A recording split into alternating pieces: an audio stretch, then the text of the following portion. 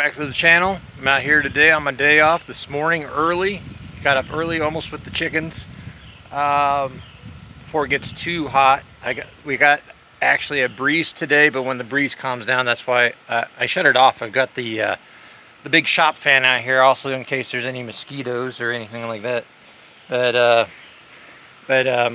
anyway, what I wanted to do is a cheap little upgrade on the 318 in my pickup truck.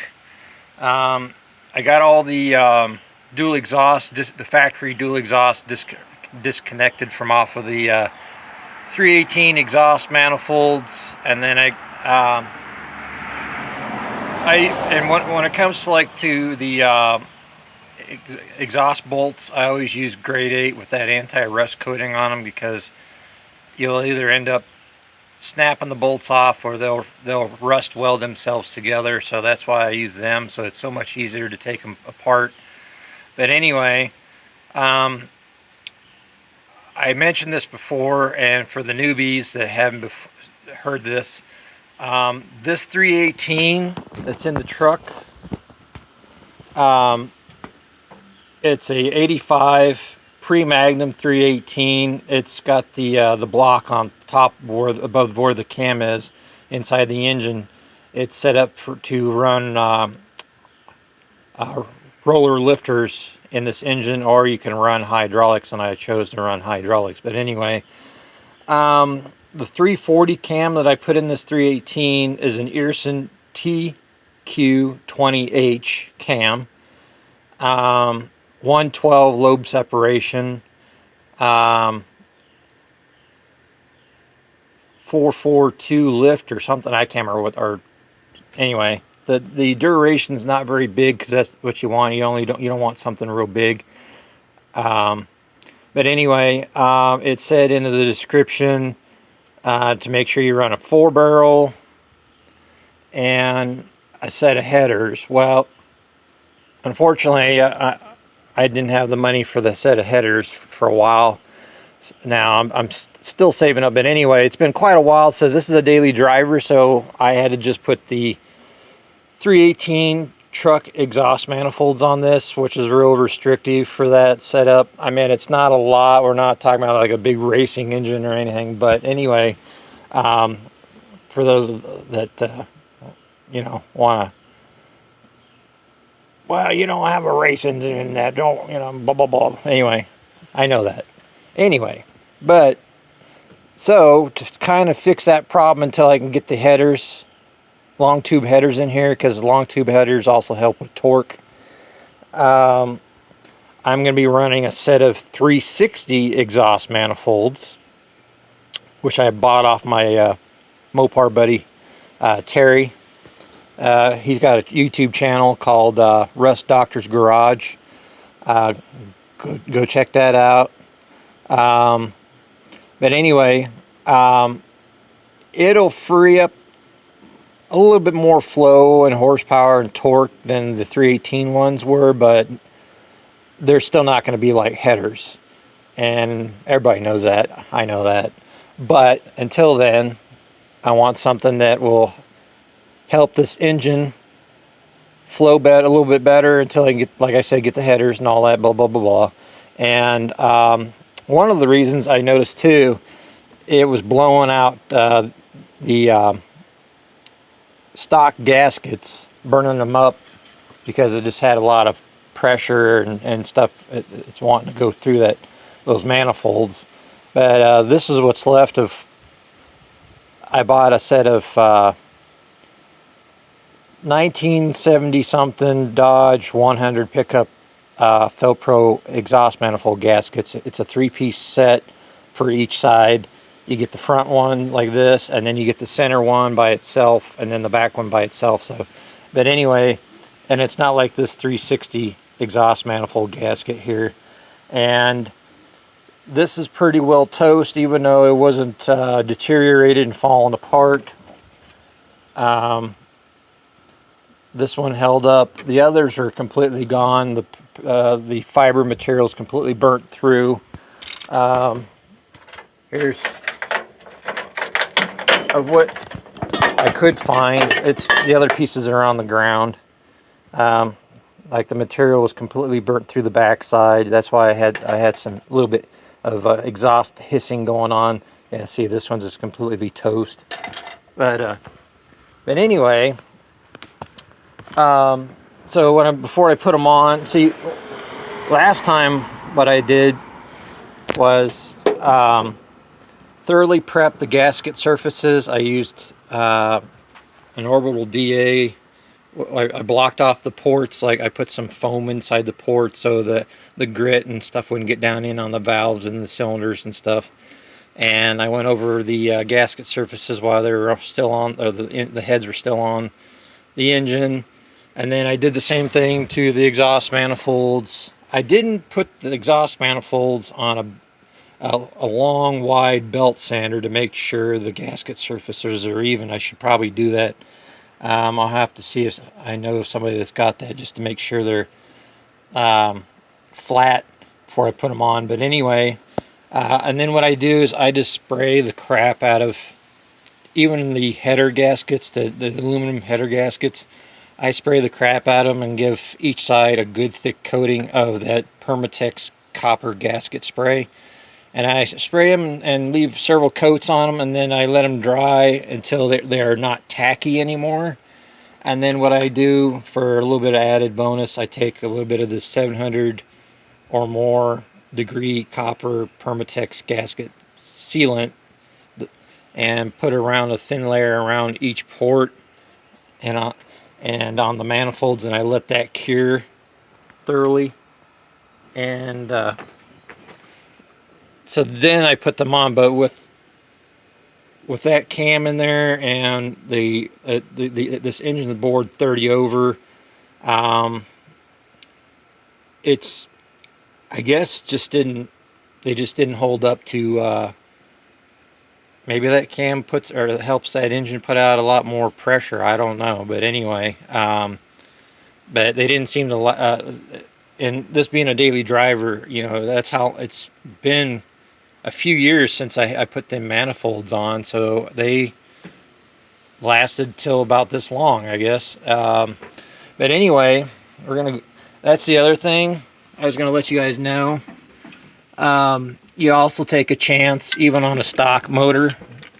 See how big these 360 ports are compared to the 318? Yeah, they cover the top part of the port and down the side, but the bottoms you're getting pretty iffy. You only got probably 1/8 of an inch or just a little bit more width of gasket material before you end up having exhaust leaks due to the different port size. I'll show you over here on the manifolds. We're gonna go over here. Sorry, I'm all over the place. Let's see here. Let's line this up. And I know there's people say that they've been running them for years like this, not had any problems, but they haven't really checked for exhaust leaks until they end up having to put all new gaskets on it, or they switch over to headers and see how much it comes down to the bottom. And then if you just barely move the gasket surface down, look, you don't have much, 1/8 of an inch or just a hair more, a few hairs more. So that's why, another reason for added insurance. That's why I spray the crap out of these stock gaskets. And I've never tried running the soft aluminum header gaskets on stock exhaust manifolds. If somebody has, let me know how that turned out, or if that's just not worth doing. So then all these little pores on this gasket to help all the gasket material stay in there. That copper Permatex spray gets in there, soaks into that, especially on the backside, since it's just fiber material. And like I said, I put several coats on each side. And what it does is it puts a protective barrier, especially up along these edges.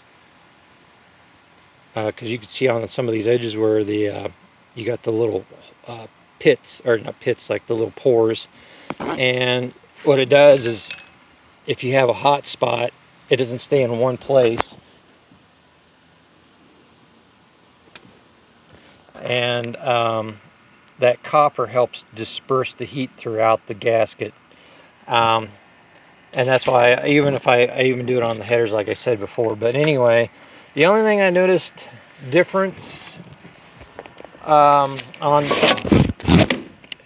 now all of a sudden it wanted to stay there and then it wanted to move from me as soon as I messed with it.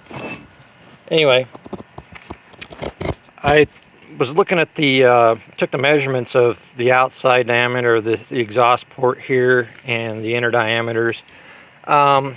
Yeah, you're going to have really good flow throughout. There's a lot big passageways here. And then I got to looking.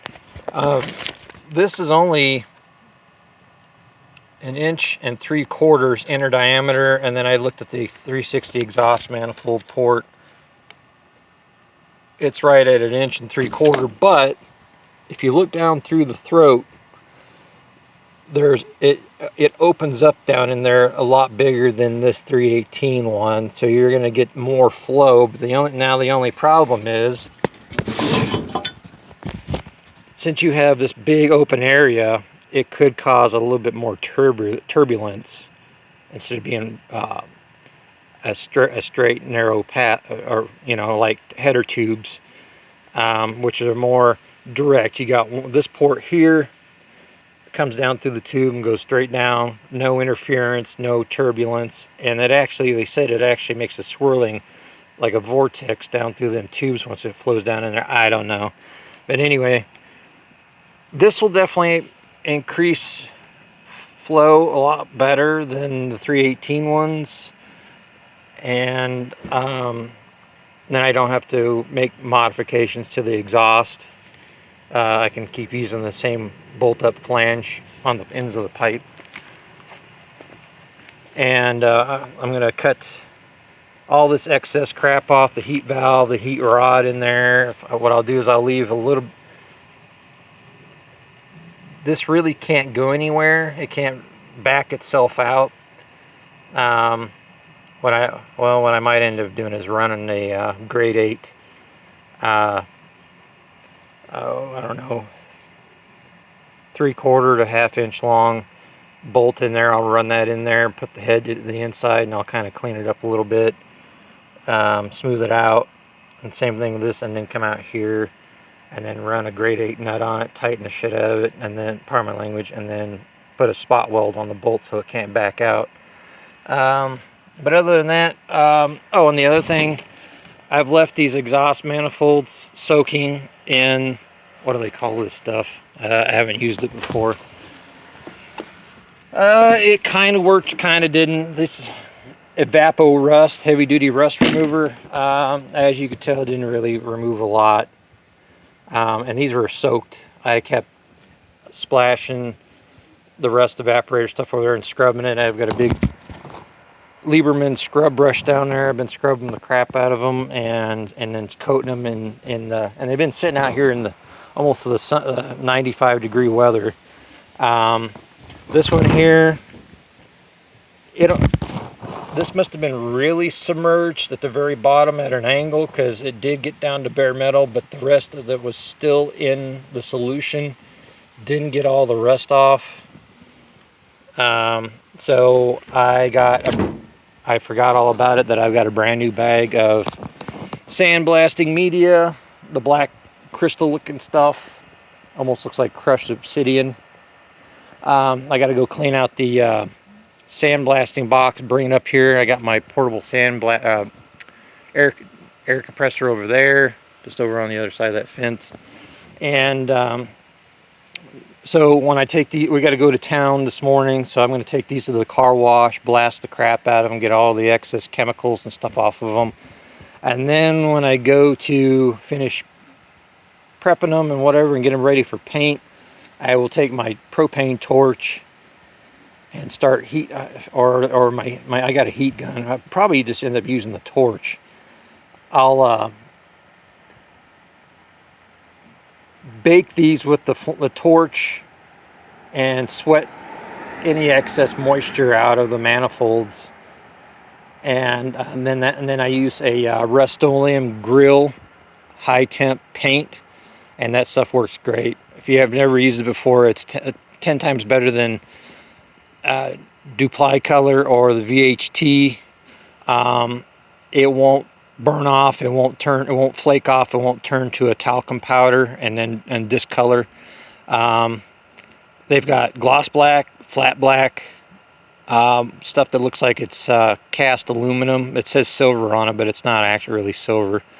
But it looks good if you want to do like, make them look like high dollar headers, if you were to spray the headers.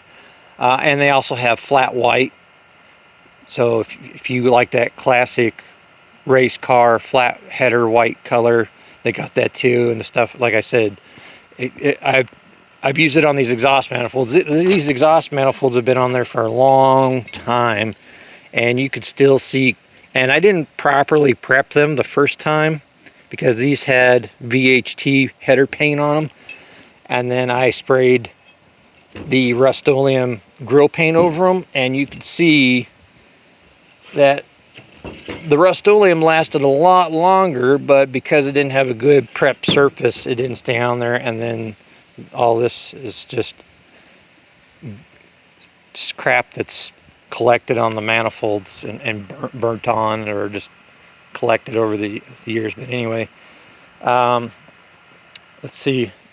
Yeah, and then I had a little bit of trouble with the one bolt coming off the flange this morning. Even though I used the grade 8 ones, and me and the bolt had a little chit chat, and I guess it decided it wasn't going to win the battle after I verbally abused it, and it finally came out. And then but other than that,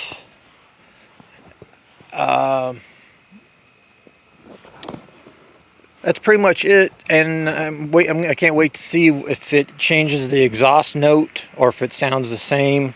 But it should flow a lot better than it was. And and then I know I mentioned this in the video I did the other day. Victor Rents. I got this at O'Reilly's. I call them O'Reilly's because sometimes you go in there and buy parts. They go, well, we can't get that, or it's going to be 2 weeks. Oh, really? So anyway, yeah, one tube does it all to seal up threads or gasket. It's an RTV gasket maker tube, choice of professional technicians. It's coolant proof, salt water proof, UV proof, fuel proof, oil proof, ozone O3 proof, high temp up to 608 degrees Fahrenheit, negative 58 degrees Fahrenheit, biofuel. I think this ran about 11 bucks, and I didn't get a discount on it because even with the account that I use from that a buddy lets me use, it still didn't take nothing off the price. But anyway, that's just how some of the stuff is, and my understanding is the more you purchase on your account, the more discounts you get, but some stuff you still don't get a discount on. But anyway, oh yeah, and then one last thing, I was going to do a separate video. I might still do it if there's only a certain amount of people that watch this video.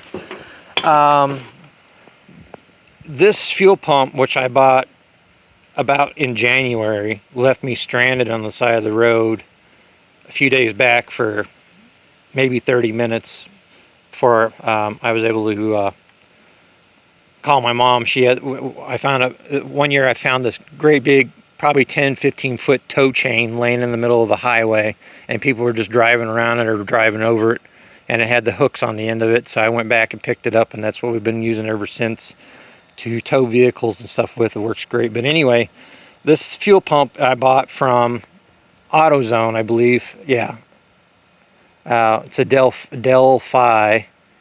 It's a piece of junk, China piece of junk, and you could see where it had been rubbing on the fuel pump eccentric. It didn't have a complete rub on the arm, but I think the diaphragm and stuff wore out in there because they used the cheap quality overseas. But the only problem is the other day went and bought a brand new fuel pump from O'Reilly's, and this one is Precision brand, and supposedly it's made in America, or partially America and Mexico, and we'll see how long that lasts on the truck since this is a daily driver. Let's see. This fuel pump only lasted 7 months, and we'll see how long the other one lasts. And since I try to run no ethanol gas in our vehicles, especially mine, the older vehicles, since gas here in southern Missouri is so cheap, especially down by the Arkansas state line. But there's just sometimes to get through a week, I will put the cheap 87 that has the ethanol in it. So what I'm going to start doing is they got this stuff called Blue Star or Startron, or I can't remember what it is. It's a bottle of blue liquid additive you put in with your fuel, and it's supposed to neutralize or stop the ethanol from destroying your diaphragm inside your mechanical fuel pumps and eating away at your rubber hoses and stuff like that. So, but anyway, I think that's pretty much it for this video, and hopefully you enjoyed it. Hopefully you got some info off the tech that and what my trials and errors, what I'm dealing with, can help you. That's what this channel is all about. Super low budget. We don't have money falling out our butts. We don't have a money tree. We're not using the charge card to charge everything. Just paycheck to paycheck. Just get when schedule permits, when weather permits, especially for me. And so anyway, until next time.